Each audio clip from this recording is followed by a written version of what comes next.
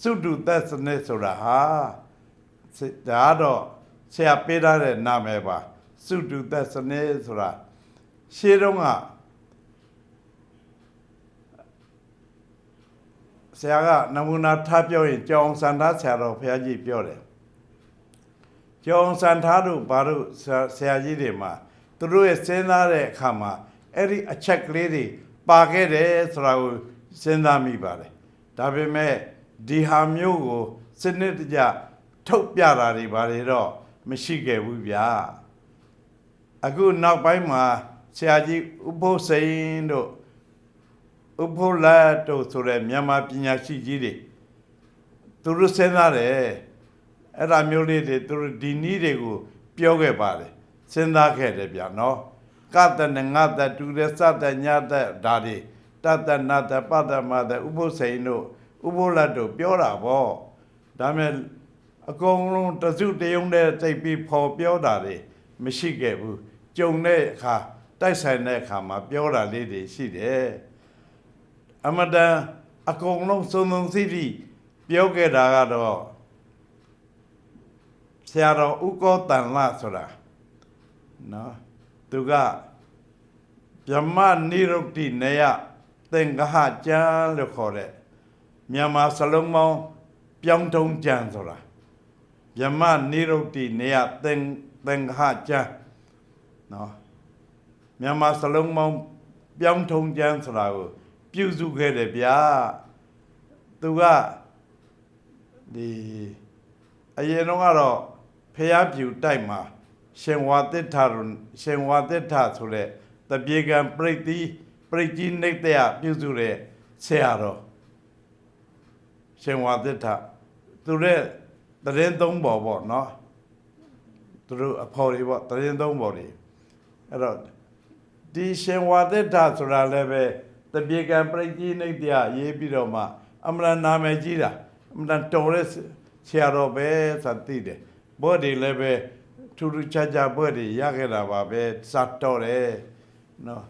သူနဲ့သူတွဲနေတဲ့ဒီဆရာဥက္ကောတန်လသူလည်းချီးကျူးတယ်နော်ဥက္ကောတန်လလည်းပဲအိတ်နေတဲ့အချိန်ပဲသူအလုံးမလုံးထားကျန်တဲ့အချိန်တွေမှာမြန်မာသားပဲစဉ်းစားနေတာပေါ့သူဒီဆရာတော်ဥဝသစ္စာကပြောတာဒီဆရာတော်ဟာအိတ်လဲမဲ့ထမှာတောင်းစဉ်းစားမှာပါပဲစားရင်လဲဒီစိတ်အိတ်နေလဲစိတ်သွားရင်လာရင်ဒီစိတ်ပဲမြန်မာစာနဲ့ပတ်သက်ပြီးပြောတော့ဒါကြောင့်သူစောင့်ကြည့်ပြုစုခဲ့တယ်တွေ့ဘူးမှာပါဒါတွေတချို့လဲတွေ့ကြမှာပေါ့ဒီဟာဒါလေးကိုလဲလေးလာနေတဲ့လူလဲအများကြီးရှိပါတယ်ဥက္ကောတန်လရဲ့အဲ့ဗြဟ္မနိရုဒ္ဓိနေယသင်္ဃဟဆိုတာနော်မြန်မာစလုံးပေါင်းပြောင်းထုံးကျမ်းဆိုတာအဲ့ဆရာတော်ကြီးကအဲ့ဒီကငါစညာတဏ္ဍပါမအမလေးအသေးချာပြောခဲ့တာတော့သူဆောက်ရှိတမှာပြည့်စုံပါတယ်သူကခုဆရာပြောသလိုအလွတ်ဟိုနှု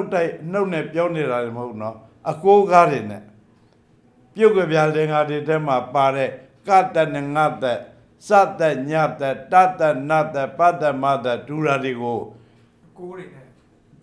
ပြုတ်ကြပြလင်္ကာတွေထဲကအကိုးတွေနဲ့ပြောထားတာချီးကျူးရမှာသူ့လည်းပဲတကယ်လည်း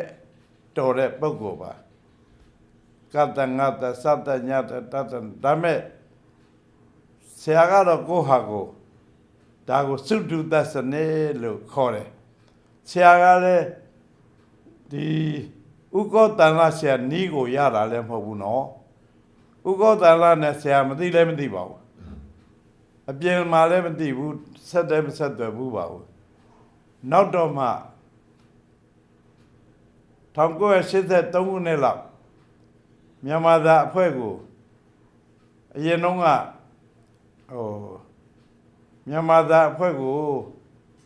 စာပေပေါင်းကူဆိုတဲ့စောက်တိုက်တောင်းကလာပါကနော်အရင်တော့ကတော့စာရေးဆရာနာမည်ကျော်ပါပဲကရမက်တဲ့ဒီလားအဲ့ဒီစာရေးဆရာကကြည့်ရတာအဲ့တော့ကတော့အချစ်ဒီဘာရေးတယ်ထင်တယ်ကရမက် သူနာမည်ဦးတင်မောင်တဲ့နော်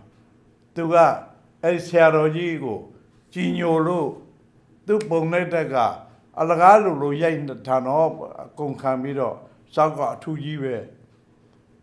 ဦးတင်မောင်ကနောက်လည်းသူကဒါကြီးကိုဒီစောက်ကြီးကိုထုတ်တော့မယ်ဆိုတဲ့ခါကျတော့ဟိုတော့ထုံးစံတိုင်းပေါ့နော်အရင်တော့ကတော့စာပေနဲ့ပတ်သက်ပြီးထုတ်မယ်ဆိုရင်အဲ့လိုကျန်းနေပါလေအရေးကြီးတယ်ထုတ်တော့မယ်ဆိုရင်မြန်မာစာအဖွဲ့ရဲ့သဘောထားကိုယူရတယ်မြန်မာစာအဖွဲ့ကိုစာပေစီစဉ်ရမြန်မာစာအဖွဲ့ကိုတင်ရတယ်တင်ပြီးတော့မှသဘောထားပေးပါထုတ်တယ်မထုတ်တယ်တမိုင်းနဲ့ပိုင်ဆိုင်ရင်တမိုင်းဌာနသာသနာရေးနဲ့ထိုင်သာသနာရေးဌာနကိုတင်ကြရတယ်အဲ့ဒီစာကြည့်လဲပဲမြန်မာသာဌာနကိုစာမူပေါ့တင်လာတယ်စာမူတင်လာတော့အဲ့ဒါလေးကိုဆရာတို့ကအားထုတ်တယ်မှာတယ်ဆိုပြီးထောက်ခံချက်ပေးလိုက်လို့ထွက်လာတယ်ဒါပေမဲ့အဲ့ဒီစာအုပ်ကဆရာတော်ပြန်လွန်ပြီးမှထုတ်တဲ့စာအုပ်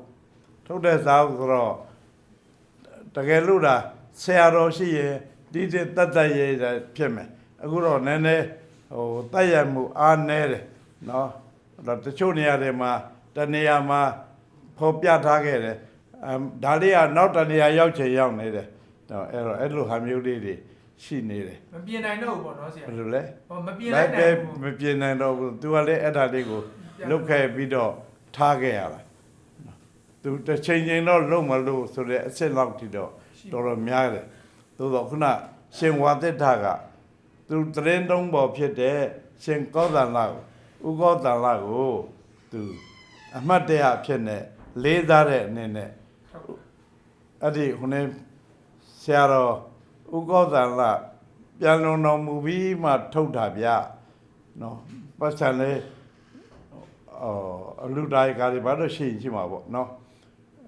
ပတ်စံလေးရောက်တာလည်းမဟုတ်ဘူးနော်ဒီ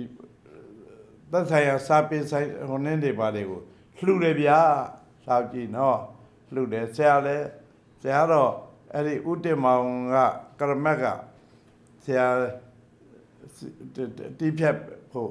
ခွင့်ပြုတာတို့ဘာလို့လဲပါတော့ဆရာလည်းလက်ဆောင်နေပါတယ်ပေးပါတယ်နောက်ပြီးတော့အဲ့ဘုန်းကြီးဟိုနဲ့နော်အခုတော့ပြောတဲ့ရှင်ဝါသစ်တစီမနောက်ပိုင်းတပြီးတော့ဝယ်ကျင်လို့ဝါတပြီးတော့ဒီတပည့်တွေနဲ့တပည့်2ယောက်3ယောက်နဲ့သွားတယ်ဝယ်ကျင်လို့ဆိုပြီးသူမရောက်မှာဘူးတဲ့နော်စောင်း9အုပ်လက်ဆောင်ပေးလိုက်တယ်စောင်းကျင်အောင်လက်ဆောင်ပေးလိုက်တယ်နော်စောင်းကျင်အောင်ဆရာယူလာတယ်အဲ့လိုလေးတွေဆိုတော့ကောင်းတယ်အဲ့စောင်းထဲမှာတော့အဲ့သုဒ္ဓတစနစ်ကိုသေချာဖော်ပြထားပါတယ်သို့တော့သူဟာသူနာမည်ပေးထားတယ်နော်ဘယ်လိုနာမည်ပေးထားလဲဆိုတော့အခရာဖိုမတဲ့ဗျသူကလေအခရာဖိုမတဲ့ဒီဖိုမကြီးကိုငကိုရကွာတိတ်မကြိုက်တာနော်အခရာဖိုမဆိုပြီးပြောနေကြတာဒီရှိတယ်လေအရင်တော့ကအခရာဖိုမဆိုပြီးတော့အခရာဖိုမဆိုတာကတော့ကာကြီးနဲ့ခခွဲမှာကာကြီးကအခရာအဖိုးခခွဲကအမဂငယ်ကအဖိုးဂကြီးကအမအဲ့လိုပဲပေါ့ပြန်ကြည့်လိုက်သူစာလုံးနဲ့စလေဇာဝဲသမင်ဆွဲတောင်းမှုထသင်သူဒါရတောက်ချိုက်ဟုတ်လားပါသောဖောက်တော့ဘာချိုက်ပါကူအခရာဖုံမတယ်အဲ့လိုတချို့ကယူဆကြတာတည်းရှိတယ်မကြိုက်ပါဘူးအတိတ်ပဲလည်းမရှိဘူးရိုင်းနေလို့တောင်ထင်သေးတယ်ဘာပြောလဲဆိုတော့အခရာဆက်နေဆိုရှင်အဖိုးချင်းဆင့်လို့ရတယ်တဲ့အဖိုးနဲ့အမဆင့်လို့ရှိရင်အမကတော့အောက်ကပဲနေရတယ်တဲ့နော်အဖိုးချင်းဆင့်လို့ဆိုကာကြီးဆင့်တာပေါ့စာလုံးကာကြီးနဲ့ခါခွေးနဲ့ဆင့်ရင်ကာကြီးကအဖိုးခါခွေးကအမဒါကြောင့်အမဖြစ်တဲ့ခါခွေးကအပေါ်ကမနေရဘူးနော်ကာကြီးကပဲအပေါ်ကနေရမယ်ဆိုတော့သူ့ဟာကနားထောင်ရတာကွာရိုင်းတယ်နော်အဲ့ဒါဘယ်သူကထွန်းခဲ့တာမှမသိထားပါတော့နော်အဲ့လိုရှိတယ်ဆရာဥကောတန်လာတဲ့ အခါဖုံမလို့တော့ပြောတယ်ဒီဒါမျိုးတော့သူမဟုတ်ဘူး तू ကကတ္တငါတ္တကတ္တမငါတ္တကိုအခါဖုံမလို့ပြောတာစတညတကိုအခါဖုံမလို့ပြောတာ အသက်ကိုဖုံမ အသက် ခွဲ ကို တာ ကတ္တနဲ့ ငါတက် ငါတ္တဟာအခါအဖို့အမပေါ့ ကာကြီးရဖုံငါ ကာကြဖုံကအမဖြစ်မှာပေါ့စာလုံးကဖုံညာအမပေါ့ဒီလိုပြောတာနော်ဆရာသူနဲ့တွေ့ဘူးတာမဟုတ်ဘူးဒီစနစ်ကိုလည်းသူဟာသူပြောတာအဲ့ဒီ1983ခုနှစ်လောက်ကမှဒီစာအုပ်ကြီးကိုလည်းထဲစာမှုကြီးရောက်တယ်မဖတ်နိုင်ပါဘူးလှမ်းကြည့်လိုက်တော့အမှန်တန်ကောင်းတယ်စနစ်ကလေးတွေလိုတယ်ဒါတော့စနစ်တကျလေးတာလုပ်လိုက်ရင်တော့သိကောင်းမှာပဲဒါပေမဲ့ကိုမတတ်နိုင်ဘူးဆရာနဲ့သဘောချင်းတူတာလေးတစ်ခုပြောမှဆိုရင်ကိုယ်လေကြောင်ပတ်ကိုယ်လေကြောင်ပတ်ဒါမှဝေးလေကြောင်ပတ်လည်းပြောတာကိုယ်လေကြောင်ပတ်ပေါ့ကိုယ်သူတို့ကာကြီးဝါဆွဲအောက်ကမြင်ကိုယ်လာညာကြီးတက်လေကြောင်ကာကြီးရင်တို့ကာကြီးရင်ချန်ရတယ်ကြောင်ပတ်ပေါ့ပတ်တော်တတ်တယ်ပတ်ကိုယ်လေကြောင်ပတ်အခုမြန်မာစလုံးဝတ်ပုံကျမ်းမှာအဲ့ဒီတိုင်းပဲအတိပြုထားတာပေါ့ကိုယ်လေကြောင်ပတ်နော်အဲ့ဒီဟာကဒီ86ခုအတိမပြုတ်တော့ကကိုယ်လေခြောင်ပတ်လို့ရှိတယ်ဗျာခက်ဝေးရပင်းနဲ့ခြောင်တာကိုယ်လေခြောင်ပတ်တယ်နော်အဲ့လိုရေးတာအဲ့တော့စလုံးဝတ်ပုံကျမ်းမြန်မာသားအဖွဲ့က1988ခုနှစ်ကထုတ်တဲ့တက်မှာခြောင်ပတ်လို့ပဲပါလာကိုယ်လေခြောင်ပတ်တယ်အဲ့ဒါကိုဆရာကအဲ့ဒီပြန်စီသစ်တော့ဒီအဖွဲ့ရဲ့ဆော်ဩရေးမှုဖြစ်တယ်ဆရာကြီးတွေပေါ့ဆရာကတော့ဝန်ထမ်းပေါ့အဲ့တော့ဝန်ထမ်းဆိုတာအသက်ကလည်း40လောက်ပဲရှိပါသေးတယ်ယာတုကလည်းစာဒီပေါ့စာဒီဆိုတာကတိကလောက်ရှိတယ်ပေါ့နော်ကတိကနဲ့အတူတူပဲပေါ့ကတိကနဲ့ပြောင်းသွားတာစာဒီဆရာက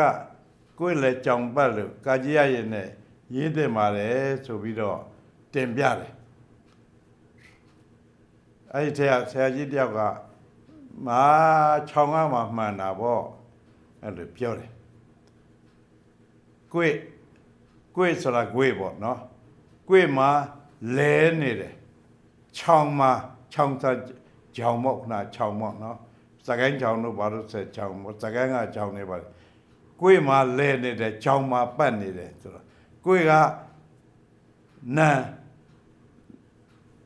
လေကကရိယာခြောင်ကနံပတ်ကကရိယာကိုယ်လေခြောင်ပတ်မှာနံကရိယာတွဲတာ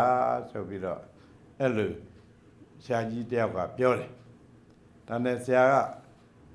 စောရိပ်မှုကိုလည်းကိုထင်တာလေးတင်ပြခွင့်ရှိတာပေါ့မဟုတ်ပါဘူးဆရာကိုယ်လေခြောင်ပတ်ဆိုတာကိုယ်လေခြောင်ပတ်အဲ့တော့ကိုယ်လေခြောင်ပတ်မှာကိုယ်ကလည်းကရိယာပဲလေကလည်းကရိယာပဲခြောင်ကလည်းကရိယာပဲပတ်ကလည်းကရိယာပဲကရိယာလေးလုံးတွဲထားတာပါကိုယ်လေခြောင်ပတ်နော်ဟာဟုတ်ပြီတကယ်ရှင်းမအောင်ဆိုတော့ကိုယ်ဆိုတာတော့အထူးပြောကြမလို့ကိုယ်လည်းဆိုပတ်ထားတယ်တူတူပဲပေါ့နော်လေတာလည်းပဲအထူးပြောကြမလို့ဘူးသိတယ်ပတ်ဆိုတာလည်းအထူးပြောကြမလို့ဘူးသိတယ်ဟုတ်တယ်မလားအဲ့ဒီမှာဘယ်ကောင်ကခက်လဲဆိုကြောင်ကခက်တာပေါ့ကြောင်ကဘာဖြစ်လို့ကြောင်ကအဲ့ဒီကိုယ်တဲ့အတဲ့လဲတဲ့အတဲ့ပတ်တဲ့အနဲ့မျိုးလဲတဲ့ဆွတ်တိတ်ပဲမျိုးဘယ်လိုလုပ်ရလဲကြောင်ဆိုတာကြီးနော်ကိုယ်လည်းကြောင်ပဲဟုတ်တာပေါ့စဉ်းစားကြည့်အမှတ်တမဲ့နဲ့တော့ခက်တာပေါ့နော်ဒါပေမဲ့ဥမာအိမ်နေပါလေမှာ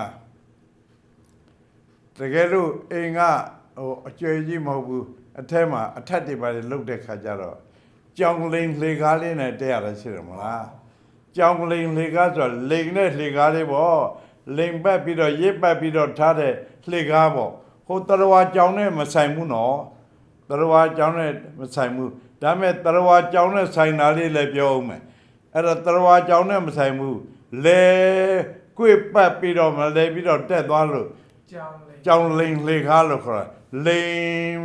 ကွေ့ပြီးတော့မှတက်သွားတဲ့လကကြောင်ကအဲ့ဒါပဲလိန်တာပဲလေတာပဲ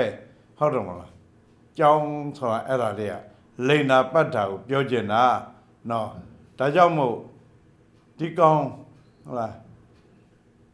ထားပါတော့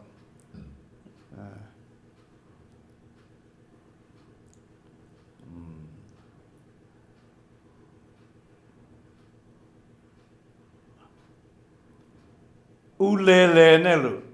ပြောတော့မလား ဟုတ် ဦးလေလေနဲ့လည်းပြောကြတယ်မဟုတ်လား ဟုတ် ညာကြီးတက်နဲ့ဦးလေလေလို့ပြောတယ်ဦးလေလေကိုဦးလေလေမဟုတ်ဘဲနဲ့ဦးကြောင်ကြောင်လို့ပြောတာပေါ့ဟုတ်တော့လားဦးလေလေကိုဦးကြောင်ကြောင်နဲ့လည်းပြောတာပဲအဲ့ဒါလေတာနဲ့ကြောင်တာနဲ့တူတယ်ပေါ့သဘောအဖြစ်ပြောရရင်နော်ဦးလေလေဆိုဦးကြောင်ကြောင်နောက်တစ်ခါကျတော့ခုနကြောင်လင်းလေကနော်အဲ့ဒါလဲတာပဲနောက်ပြီးတော့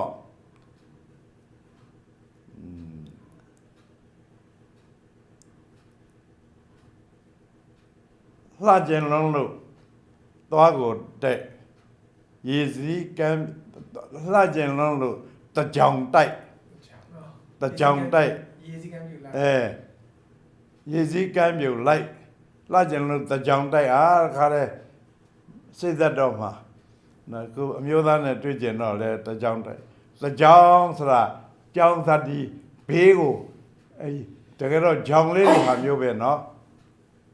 အကျိုးကြားပေါ့ အကျိုးချပေါ့ အကျိုးကြား ဒီ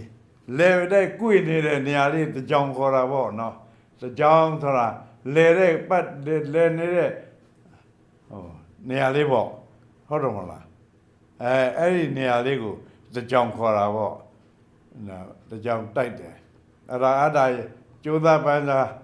ဓမ္မယိုးနဲ့သွားတိုက်တာတို့မိသွေးနဲ့သွားတိုက်တာတို့ဖြစ်တော့ ရေးစည်းကမ်းပြုလိုက် တဖုံးနဲ့ပဲ့ပြီးတော့ရေစည်းကမ်းနိုင်မှာပေါ့နော်အဲ့ဒါလေးကိုဆရာကတကြောင်အဲ့ဒီ ဦးကြောင်းကြောင်း ဦးကြောင်ကြောင်တို့ဘာလို့ဆိုကြောင်နဲ့နော်ဦးလေလေကိုဦးကြောင်ကြောင်ပြောတဲ့ကြောင်လင်းလေးခါဒါလေးနဲ့တက်တိပြပြီးပြောတော့လက်ခံပါပါလက်ခံပြီးတော့အခုမြန်မာစလုံးမောင်းတပ်ပုံကျမ်းထဲမှာတော့ကွေ့လေကြောင်ပတ်လို့ပဲကာကြီးရရေလေးနဲ့ရေးတယ်ဗျာနော်ရေးထားတယ်ဒါအဲ့ဒါလေးကိုဆရာအဲ့တော့ကိုယ့်ဟာကို ကျန်စား ကိုယ်တွေးနေကိုပဲပေါ့နော်အဲ့တော့အဲ့ဒါလေးကိုနောက်ကြတော့မှဒါပြဋ္ဌာန်းပြီးပါပြီခုနဗြဟ္မနိရုဒ္ဓိနေရသင်္ဃဆိုတဲ့ဆရာကြီးနောက်ပေါ်လာတယ်ပေါ်လာတော့မှဘယ်အကုန်လုံးအစဆုံးဖတ်နိုင်မလဲကြုံရင်ကြုံတယ်လို့လိုရင်လိုတယ်လို့ဖတ်ကြည့်တော့မှအဲ့ဒီကွေ့လေကြောင်ဘက်ကိုသွားတွေ့တာသလားအဲ့ကာကြီးရရင်လည်းပဲသူကဘာပြောထားလဲကွေ့လေကြောင်ဘက်ကိုကွေ့လေကြောင်ဘက်လေးလုံးသလုံးကရိယာဆိုပြီးတော့ပြောထားတယ်အောင်မလေးစက်သိန်းတောင်ထားတယ်အဲ့ချင်းတော့နော်တူတာပြောပါတယ်နော်အဲ့တော့အရေးကြီးတာဒီစဉ်းစားညာစဉ်းစားကြမှာတပ်ပုံကလည်းစဉ်းစားရတယ်နော်မြန်မာဘာသာစကားဟာအမှန်နဲ့နဲတယ်စဉ်းစားရတယ်နော်ဒါအရေးကြီးတယ်မြန်မာစကားစဉ်းစားရတယ်နဲ့နဲတယ်ဗျာနော်ဒါကြောင့်မို့ဘယ်စလုံးပြဖြစ်ဆရာလည်းစဉ်းစားနာမယ်ဝါရတိုင်းဒီပေါင်းစည်းခြင်းအနက်ရှိသည်ဆိုတဲ့ဟာလေးကိုစဉ်းစားနေပေါင်းစည်းတဲ့ဆိုတဲ့နေရာမှာတောင်းဝါရတိုင်းဒီပေါင်းစည်းခြင်းအနက်ရှိတယ်လို့ပြောထားတော့တာနော်အဲ့တော့တက်တည်ပြနိုင်အောင်လဲကိုကြိုးစားနေရတာပေါ့ခုနလိုပေါ့သူတယောက်ကလာမေးရင်ပေါင်းစည်းတယ်ဆိုရဲအနက်နဲ့အကုန်လုံးပြောနိုင်ရမယ်နော်အဲ့ဒါစဉ်းစားနေရတာပေါ့နော်ဒါလေးအမြဲတမ်းကောင်းတဲ့မှာရှိတယ်ဟောရတိုင်းဒီပေါင်းစည်းခြင်းအဲ့တော့ပြောခြင်းနဲ့စလုံးလာပြောပေါင်းစည်းခြင်းကအခြေခံတာပဲအဓိကအနဲ့မူရဲ့အနဲ့ကပေါင်းစည်းခြင်းပဲအဲ့ကနေခွဲထွက်သွားတဲ့အနဲ့တွေပဲရှိ